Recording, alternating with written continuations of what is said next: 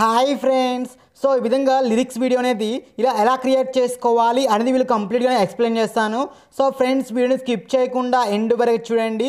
Video నచ్చితే దయచేసి ఒక లైక్ చేసి అలాగే మరిన్ని వీడియో కోసం మన ఛానల్ని సబ్స్క్రైబ్ చేసుకొని పక్కనే ఉన్న బెల్ ఐకాన్ని క్లిక్ చేసుకోండి. సో ఫ్రెండ్స్, ముందుగా మీరు అలర్ట్ మోషన్ యాప్ని ఇన్స్టాల్ చేసుకొని ఓపెన్ చేసి ఇక్కడ కింద ప్లస్ బటన్ మీద ట్యాప్ చేసుకొని 9:16 రేషియోని సెలెక్ట్ చేసుకొని క్రియేట్ ప్రోడక్ట్ మీద ట్యాప్ చేయండి. సో తర్వాత కింద ప్లస్ బటన్ మీద ట్యాప్ చేసుకొని ఆడియోని ఆప్షన్లోకి వెళ్ళేసి మీకు నచ్చిన సాంగ్ని బ్యాక్గ్రౌండ్లో యాడ్ చేసుకోండి. సో విధంగా నేనైతే ఎగ్జాంపుల్ ఒక సాంగ్ అయితే కనుక యాడ్ చేశాను. సో విధంగా యాడ్ చేసిన తర్వాతకి మీరు సాంగ్ని ప్లే చేస్తూ సాంగ్లో మీకు ఫస్ట్ వచ్చే ఆ 2 లిరిక్స్ కూడా ఎక్కడైతే ఎండ్ అవుతున్నాయో అక్కడ ఒక మార్కింగ్ ఇచ్చేసుకోండి. సాంగ్ని ప్లే చేస్తూ సాంగ్లో మీకు ఫస్ట్ వచ్చే 2 లిరిక్స్ ఎక్కడైతే ఎండ్ అవుతున్నాయో అక్కడ ఒక మార్కింగ్ ఇచ్చేసుకోండి. సేమ్ ఇదే విధంగా మళ్ళీ సాంగ్ని ప్లే చేస్తూ నెక్స్ట్ వచ్చే 2 లిరిక్స్ ఎక్కడైతే ఎండ్ అవుతున్నాయో అక్కడ మార్కింగ్ ఇచ్చేసుకోవాలి. సాంగ్ వినండి, సాంగ్ వింటూ ఎగ్జాక్ట్గా నెక్స్ట్ వచ్చే 2 లిరిక్స్ ఎక్కడైతే ఎండ్ అవుతున్నాయో అక్కడ మార్కింగ్ ఇచ్చేసుకోండి.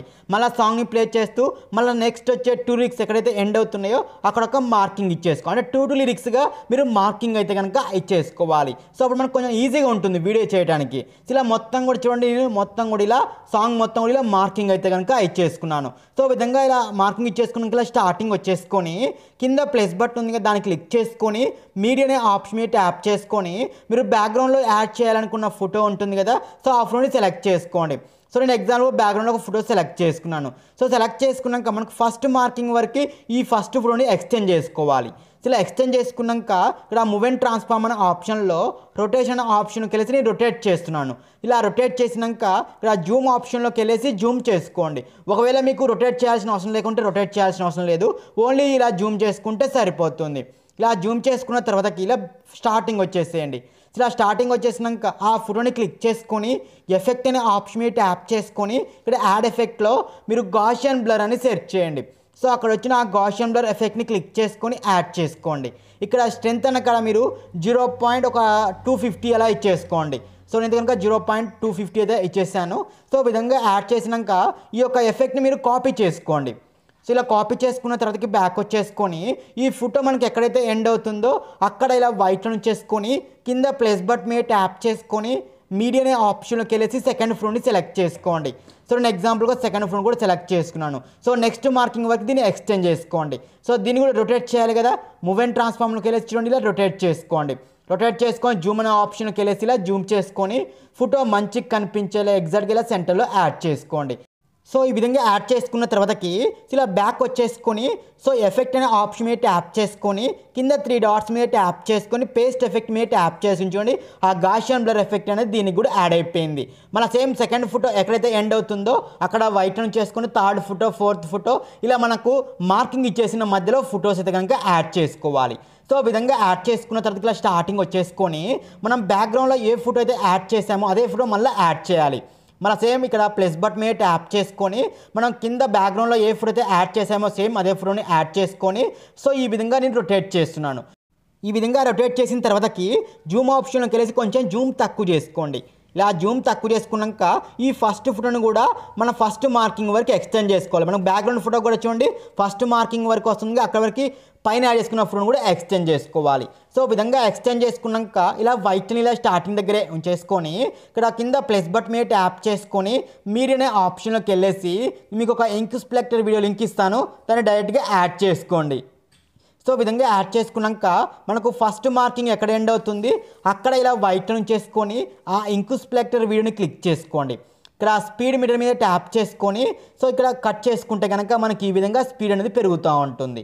సో విధంగా కట్ చేసిన తర్వాతకి ఆ ఇంక్ స్ప్లెక్టర్ని క్లిక్ చేసుకొని కొంచెం క్వాంటిటీలో మీరు రొటేట్ చేసుకోవచ్చు, కావాలనుకుంటే కొద్దిగా జూమ్ అయినా చేసుకోవచ్చు. సో నేను కొద్దిగా క్రాస్ చేసుకొని కొద్దిగా యాంగిల్ చేంజ్ చేసుకొని కొద్దిగా జూమ్ చేశాను. సో విధంగా జూమ్ చేసుకున్న తర్వాతకి ఆ ఇంక్ స్ప్లెక్టర్ వీడియోని క్లిక్ చేసుకొని ఇక్కడ ఎఫెక్ట్ అనే ఆప్షన్ మీద ట్యాప్ చేసుకొని యాడ్ ఎఫెక్ట్ మీద ట్యాప్ చేసుకొని ఇక్కడ క్రోమాకీ అనే ఎఫెక్ట్ని యాడ్ చేసుకోండి.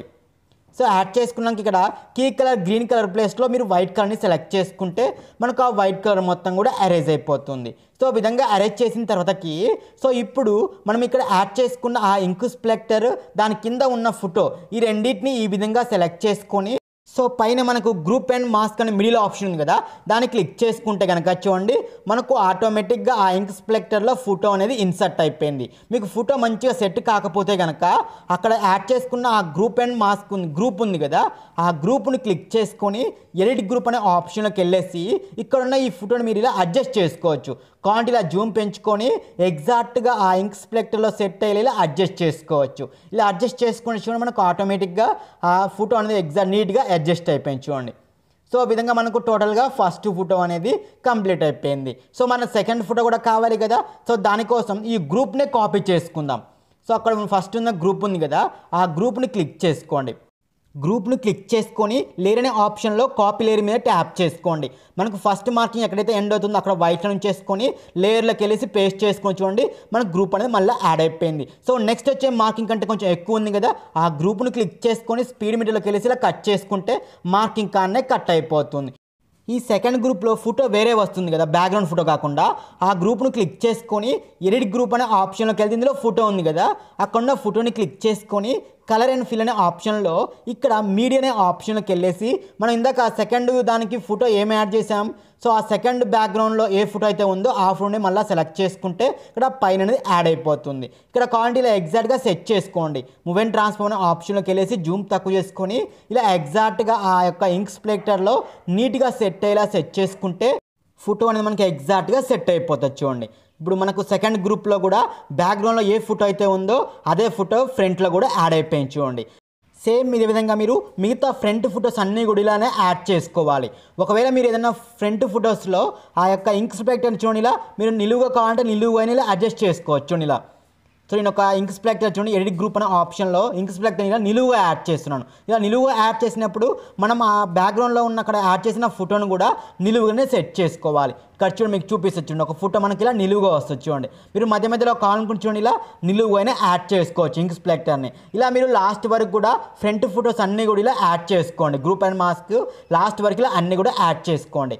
సో విధంగా యాడ్ చేసుకున్నాక ఇప్పుడు మనం లిరిక్స్ అనేవి క్రియేట్ చేసుకోవాలి. సో దానికోసం ఇలా స్టార్టింగ్ వచ్చేసుకొని ఇక్కడ కింద ప్లస్ బట్ మీద ట్యాప్ చేసుకొని టెక్స్ట్ అనే ఆప్షన్ మీద ట్యాప్ చేసుకొని మీరు యూజ్ చేసిన సాంగ్లో మీకు ఫస్ట్ వచ్చే 2 లిరిక్స్ కూడా ఏమైతే వస్తున్నాయో అవి మీరు ఇక్కడ ఎంటర్ చేసుకోండి.